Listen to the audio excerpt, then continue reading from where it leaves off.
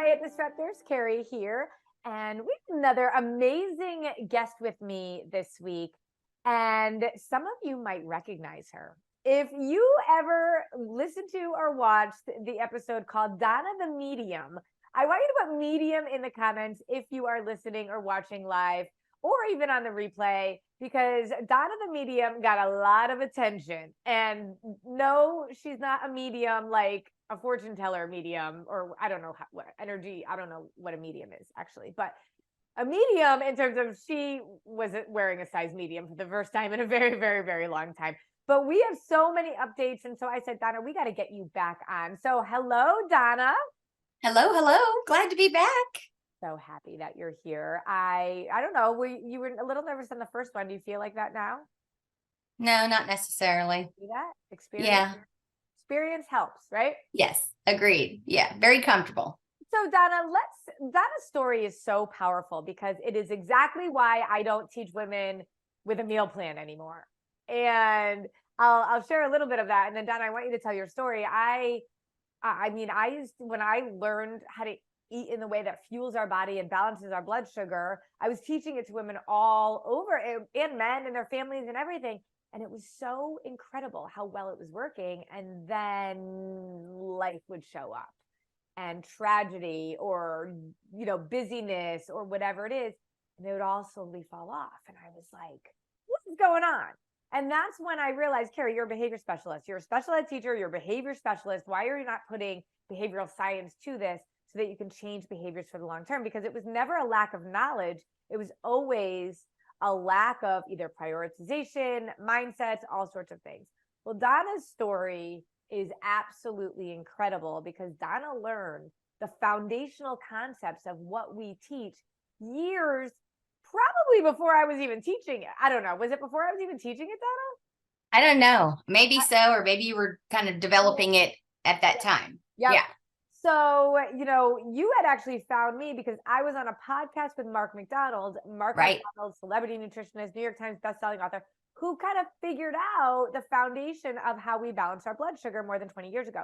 And so let's kind of start from tell your story and let's incorporate that into it because it's really powerful. And if you've ever done emotional eating, stress eating, or just struggled when life showed up, this is the episode for you because Donna's life doesn't even remotely look the same as it did, even amongst tragedy and emotion and stress. So she's going to be your mentor for this one. So Donna, go ahead. Let's share your story a little bit. And I hope that was a good lead up to what you are really going to impact us with today. Yeah. So I guess it was probably 2009, 2010. I was introduced to Venus Nutrition, Mark McDonald, father of PFC3. Yep. Was coached through that, how to do that, and did that successfully and was absolutely amazed that I wasn't craving and I wasn't having to fall on pure self-control. I could be in the room with sweets and things. I would always say, hi, my name is Donna. I'm a sugar addict. But I could be in the rooms and that was your identity. Because pretty much a victim of that, right? Yeah. It was either that or it was like, I eat when I'm happy. I eat when I'm sad. I eat when I'm bored, like just you name it. I just love to eat, right? Every reason. So, so did that and then went through some breast cancer stuff and didn't get back on and searched. And I work in healthcare and years went by and COVID hit and I was extremely stressed out, lots of anxiety around what that was going to look like in the office I was currently in and was making it through. Eating to balance your blood sugar by this point. No. After I had gone through all the cancer stuff, I just never went back to it. I just didn't and ended up putting the weight back on. But I was like, I need to get back on this. This is what worked, right? This is what helped me do this. And I wanted to get back to the place where I wasn't craving and I didn't have to be, pure self-control or willpower. Yeah. And then over that time, I'd go back to it and then I'd be like, no, I really need accountability or a coach or whatever. And it just didn't stick. I just wasn't doing it. Tried other things, went back to the Weight Watchers thing. Worked with a dietitian. That actually started happening during the COVID that I was referencing. the anxiety. And I knew that I was going to be eating, and I was eating and drinking, having almost like, a bottle of wine, not every night, but maybe, but just because I was rewarding myself for getting through the day of having all things, what we were having to do in that arena during COVID. Yeah, you said that you would go through the drive-through as like your on the way, yeah, right? As your yeah. reward for getting through the day. That's right. I would take all that PPE off, had been in it for, 8 hours or whatnot, get it stripped off in the car. And then I was going through Chick-fil-A or Starbucks or something, rewarding myself for making it through the day. Like rewarding myself. Right. And I knew, I was like, this is not going to work well for me. I am only going to pack on more pounds. I knew it. Signed up with a dietitian. And it was interesting that you signed up with a dietitian, even though you knew the foundational concepts of what you needed to do, but you went in a different route. Did you think that the dietitian was going to teach you more about, the same kind of the same general idea of what you had learned with Mark? Well, and it's funny that you say that, because when I met with her, and then there was a second person after her, that I was like, this is what I used to eat, a protein, fat, and carb every 3 to 4 hours. And it was like, oh, no, we're going to do it this way. Just send us you don't have to be that, strict or whatever. And I was like, oh, no, this isn't it. But I paid the money and signed up. So I stuck to it. And I was like, no, but the whole time I knew this was not it. Same thing with the second one. Same thing with the nutritionist. Did you see any progress with the first dietitian? No, not at all. Weight loss or energy or cravings or any of that? No. Mm-hmm. And I think maybe because I knew it wasn't right. So I was just like, this isn't it. This is just not it. Did work with a nutritionist, same kind of concept. She had her own philosophies and what to do. And I was, all the things. Explained to her what I used to do, what I had success with. Oh, no, we'll do it this way. Right? More money. And then I joined a gym because, if you go to the gym and work, you can work it off, right? That's what we believe. That's what we're fed, right? That's what we're told. Yeah. And the lady that owned the gym was a bodybuilder. So I was put on a bodybuilder diet, which was not it either. Bodybuilders are some of, honestly, the most unhealthy people, because they're biohacking their body, kind of using food in such a strict way. But also that really they struggle a lot as soon as they stop the regimen, which is not a sustainable model at all. Yeah. And it was after 6-7 weeks, I was like, this is not cutting it. Because literally I was eating chicken and broccoli. Oh, and so that's 3 new people that you introduced into your life that you paid to teach you. Yes. Basically what you already knew. Yeah. Spent a lot of money. Right. And I was like, nope, still not it.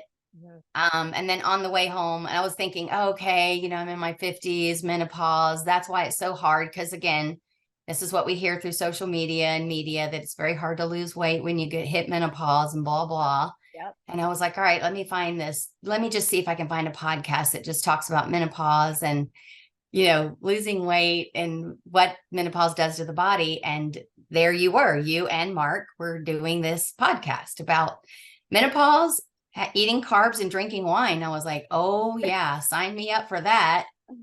But and I was excited that experience with Mark, knowing the credibility was there. You didn't know me, but that's interesting. When I first started working alongside with Mark, he was like, there's a missing piece here, and the food is only part of the puzzle.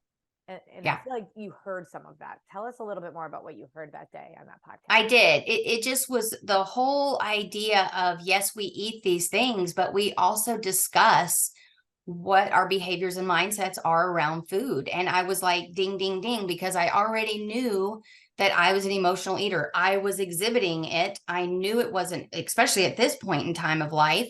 And I was like, this is it. I really had no idea exactly what I was getting into, but I was like, this is the first time I had heard this piece about our behaviors and our mindsets around the food choices that we make. And because I was already aware of the fact that I was an emotional eater, even when my mother died years ago, sat across this huge cinnamon roll on a plate across from a friend and said, this is the best thing that's happening in my life right now. I referenced food as the best thing happening in my life. And I had 2 fabulous children, an incredible marriage, like all of the things, but food was making me happy at the moment. Like, that's crazy. And I didn't even think of it about it at that point. I thought about it later as I began to learn, as I started working with disruptive nutrition. You know, and I think it's really interesting because there are people out there that talk about the psychology of food or mindsets or things like that. And a lot of them dig into intuitive eating. But and none of them are behavior specialists. Let's be real about it, because it's a weird thing that I was an educator for 20 years and did all of that. But to balance it with blood sugar stabilization, and the reason why that's so powerful is because something like intuitive eating or a few other groups or people out there that are just talking mindset without really helping people to understand what our body needs, there's always this constant battle between the physiological and the psychological.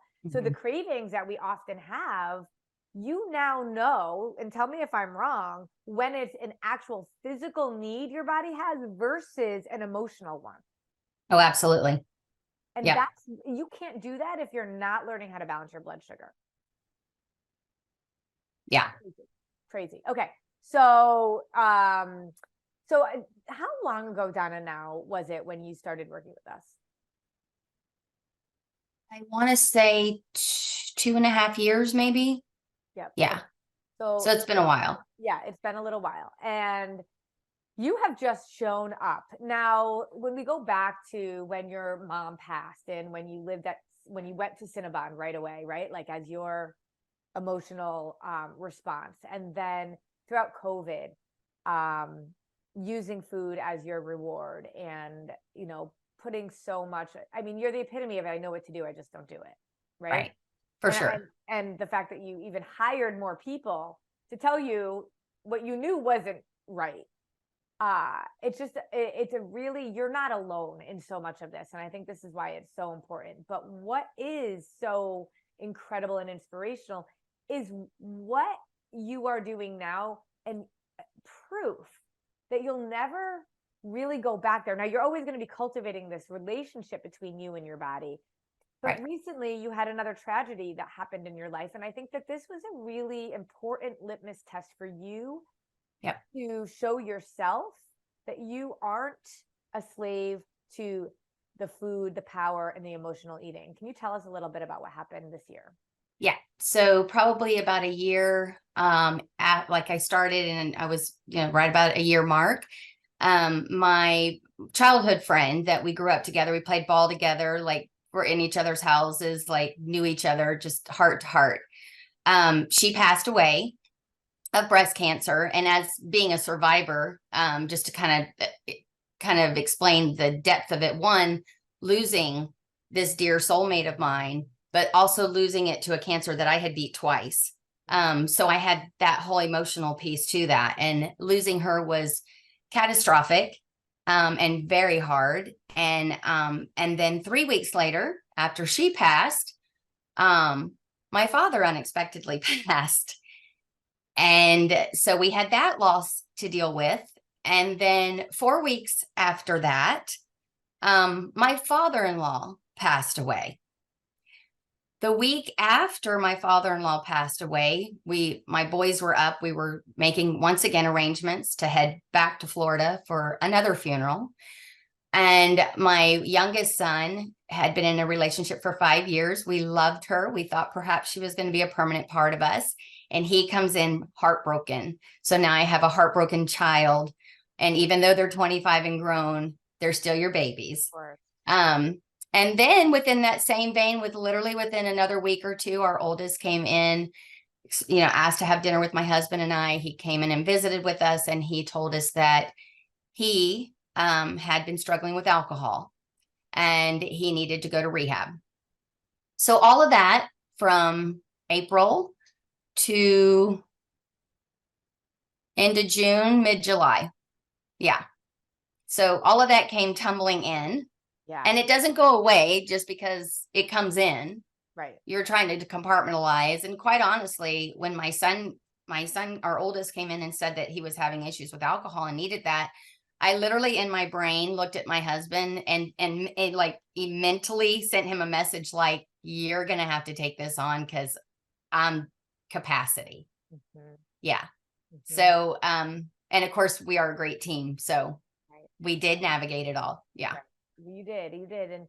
And how did you, because it was during this time, and this is what I love about our disruptive nutrition family and the support with all of our members and our coaches. But I mean, you had that, but at the end of the day, you had to navigate a whole lot of stuff that before would have absolutely prompted you in one direction. And instead you went in another direction. So tell us about what you would have done and what you Oh, actually yeah. ended up doing. And I've said this so many times, I would have absolutely face planted in a, pastry dish from Publix, if you know who Publix is. Plant-based, what did you say? I would have face planted in a whole like Pastry brownies, Publix. cookies, I cakes, feel like all that's of like it. one of those tongue twisters. Face planted in a pastry dish from Publix. Okay. Yes. It would have been, or it would have been the sampler platter because you got to have variety, right? But all in all, it was all sugar, and because of working and going through what I had all learned about our not only just eating PFC and balancing sugar and how healthy that is for our bodies, but also what happens when we do balance our blood sugars and the hormones, and how that also affects our emotions, our sleep, our energy, all of the things. So when I began to navigate that, I stayed the course. I knew I had to really tighten down what I was eating, and even looking at the quality, right? Even looking at the quality of the food and when I was eating it, those kinds of things, because I knew that if I even let up a little bit, that was only going to contribute to the emotions that I was just in raw dealing with. And they were there, they were real. But here's what I learned because of what I had learned within that year, that a lot of times for me, emotional eating, I was trying to make it go away, right? I was using food to make it go away. This time, I was using food to sustain my health, my mental and emotional health, keep me steady so that I could really only deal with the emotion. Whereas before, I wasn't dealing with the emotion, right? Not the right way, not the way to heal, and not the way to process and navigate that. This time, I'm staying the course with my nutrition so that I can deal and see the emotion and work through it and start the process of healing. And it took a very, very long time. I will say from April of 2022 to February of this year is all that I have been navigating. And I exercise. I knew I needed to be in the gym. I reached out to a friend of mine who's here locally, and I was like, look, I need to be in the gym, but I don't want to be in the gym. When I take myself in there and I start doing my weights and I get through one set and I'm like, I was just so sad I didn't want to do it anymore. And I left. And she was like, great, fill up your water bottle, put your hair in a ponytail. I'll meet you in the gym. And she kept me in the gym. And there were times in the middle of stuff that I would just start crying. And she'd be like, it's okay, because you're here. You're doing the work. It's okay. This is how you're going to keep yourself going and your body strong so that you can handle. We know that emotions affects us physically, right? Yep. So You felt it, again, right? yeah. And that was amazing. And then staying in touch, with my coach, as well, staying in our community on Facebook, posting, not all the time, but I was like, I did that. And that was really hard, Yep. Yep. That's important to have that type of support within your community too. And you proved to yourself and now inspiring countless others that you cannot always control your circumstances, but you can control your response. And it's why learning about food in your body is so important, because when your body is not in homeostasis and balance physically, when the emotions come, we're going to be so much less equipped to be able to handle them. And you just, not only is your body in a place of balance, but your mind is as well. And you were given an ultimate test. And that's, I think, a sign that says, like, you really are in a place of never, you can't ignore the cultivating of what you need to do, the maintenance, just like any marriage, you have to continue to maintain it, but you're never going back. No, absolutely not. It's such a great story to share with people. My love of nutrition, I kind of have deemed myself within the family as a nutrition nerd. But it's so fun to share with them what I have learned and how I have been able to live it through. I can't think of a more difficult. I mean, I know other things are going to happen in life, but when you have that much loss and that much trauma within that short of period of time, and I navigated it and didn't face plant into the pastry platter. Exactly. And if you had, it's not about perfection. It's about getting right back in. There's a reason why in some ways we eat every 3 hours, because it's like your next meal is only 3 hours away. It's not just about your body and food, but it's also about a metaphor for life. Get back up and let's move. So we have some really exciting news around all of this too. Not just that you've come through this with so much strength, endurance, a newfound, I think, respect and understanding of yourself, inspiration for others, but you have now completely shifted your entire, I would say, focus, goals, and next season of your life professionally. So this is our little coming out party for you in terms of welcoming you to our family in a whole nother way. Can you share? Yes, I'm super excited. So in February, I attended a meditation yoga retreat, began to do a lot of healing, even more so. And that was fabulous. And I was recommended a read, and the read talked about finding your passion in life. What is it that's something that you do that you don't even pay attention to the time because you're enjoying it? And I thought, what is that? What does that look like? And I realized I was constantly either listening to the podcast, our podcast here with Disruptive Nutrition, into the lessons, or I was seeking more and more information, buying, reading books and studying and learning about supplements and what cortisol levels do and what your energy and your sleep and all of that kind of stuff.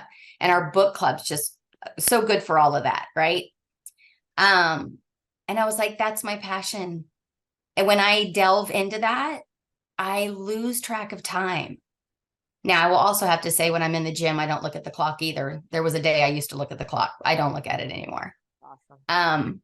But I was like, okay, life is directing me in a different direction. And so sat down with my husband, who you heard about him last podcast. He's my sous chef. Every Sunday, he's like, okay, what am I chopping up? What am I cutting up for you today?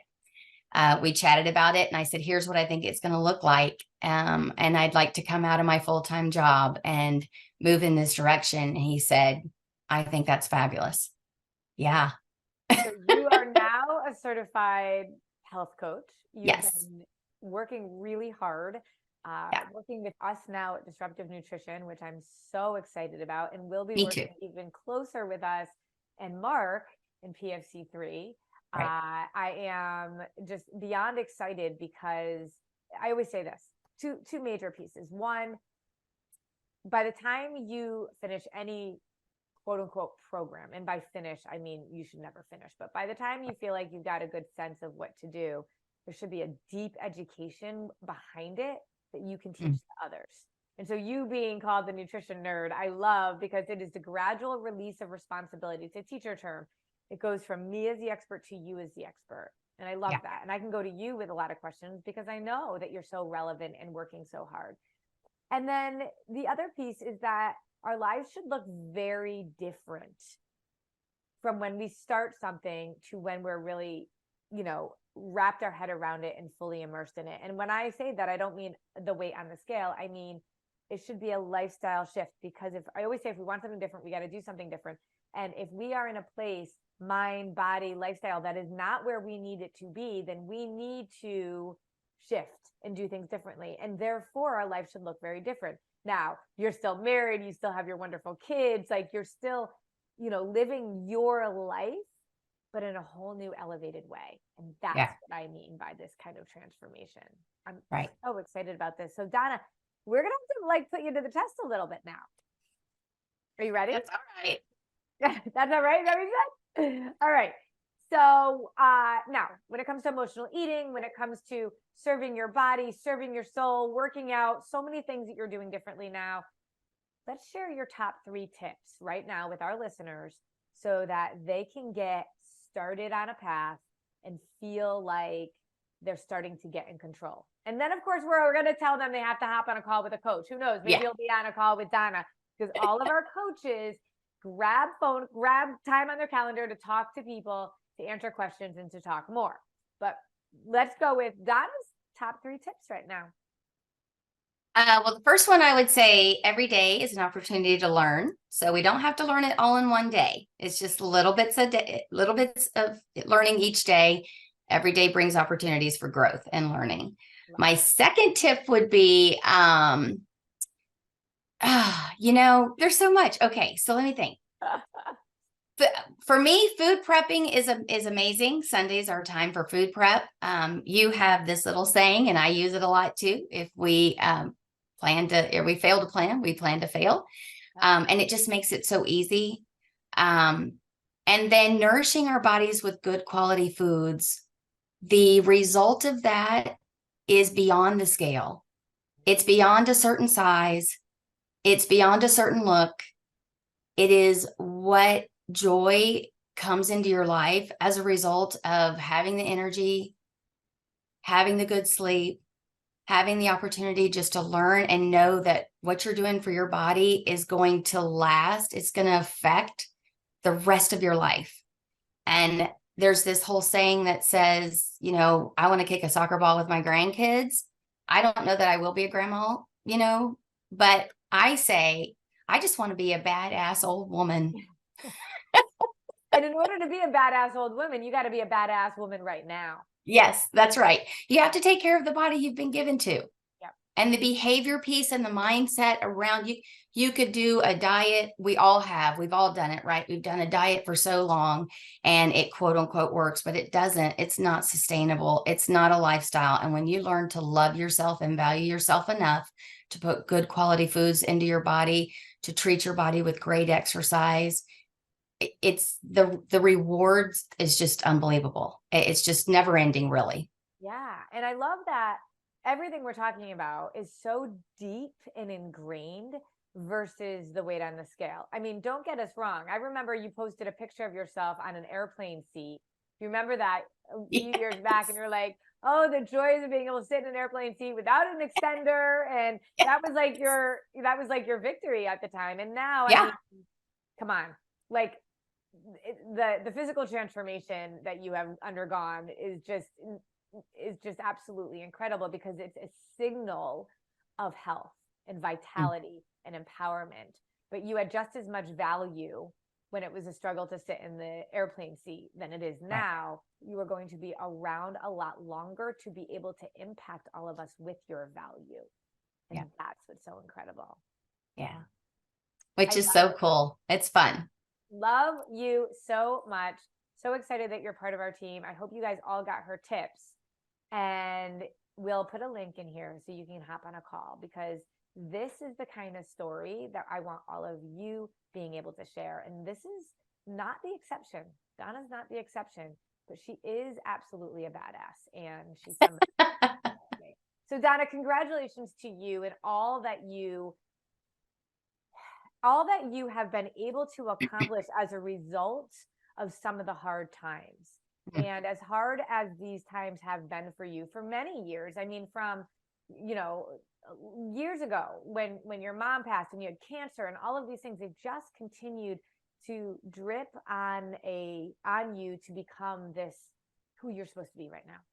And the plans for you are better than your own could have been. And I just love that you're listening to your gut, your intuition, and understanding more and more about who you are. And as a result, not only, again, are you going to be around longer, but just even this episode is going to be super, super inspiring to everyone. So look for Donna on our coaching team. Look for Donna on our television show. If you haven't tuned into our TV show yet, Mark McDonald and I have a daily TV show called The NIL House on Brinx.tv, BRINX.tv. It is a free streaming platform. It's like Netflix, but even better because it's free and they actually pay you to watch. So you can go and stream, and Donna is on the show as well. So Donna, thank you so much. You are a powerhouse. You're a total badass. No more face planting in a pastry dish from Publix. There you go. Thanks, Donna. Thank you, Carrie. Bye. Bye.